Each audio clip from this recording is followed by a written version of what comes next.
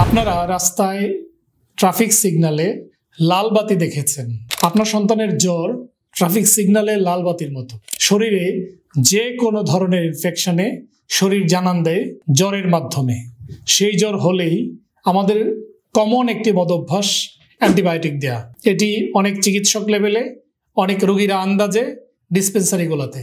জ্বর আপনার সন্তানের ভিতরকার কোনো ইনফেকশনকে আপনার কাছে উপস্থাপন করার পরপরই যখন আপনি অ্যান্টিবায়োটিক দিলেন, আপনি জানলেন না কি কারণে আপনার জ্বর হচ্ছে।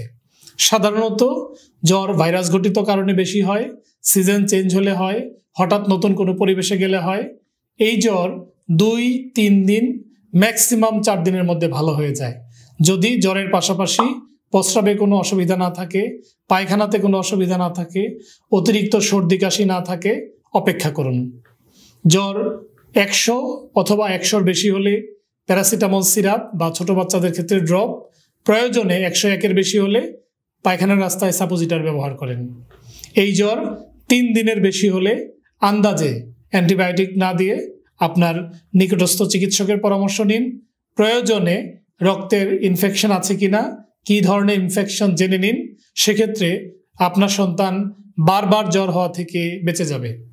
দীর্ঘদিন বারবার জ্বর আসা, অনেক সময় টাইফয়েড, ব্যাকটেরিয়াল অন্যান্য ইনফেকশন, ইউরিন ইনফেকশন, জটিল অনেক সময় ক্যান্সারজনিত সমস্যার জন্য হয়ে থাকে।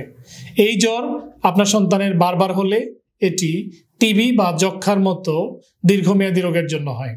সুতরাং জ্বর আসলেই আন্দাজে অ্যান্টিবায়োটিক নয়। এই ভিডিওর পরে সিদ্ধান্ত নিন। সুবিধা হবে আপনার সন্তানের সুস্বাস্থ্যের। আপনার সন্তানের ভিতরকার জীবাণু দ্রুত আইডেন্টিফাই হবে আপনার চিকিৎসকের পরামর্শে। ডাক্তার শফিক, আজ এ পর্যন্ত। আল্লাহ হাফেজ।